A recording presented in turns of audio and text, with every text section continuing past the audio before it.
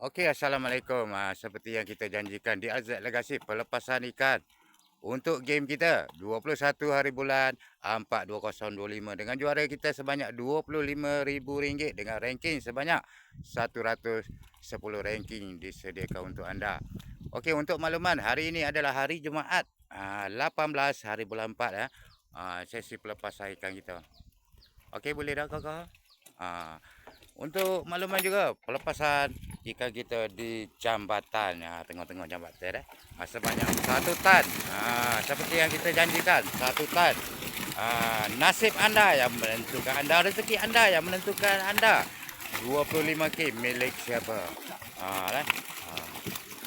Sebanyak 1 tan. Di tengah-tengah jambatan, itu kolam A, ini kolam B. Ini jambatan. Okey dah.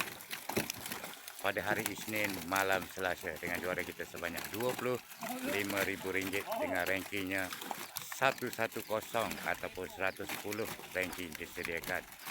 Julung-julung kalinya hadiah juara paling tertinggi di AZ Legacy. Kita tengok siapakah juara sebenar AZ Legacy.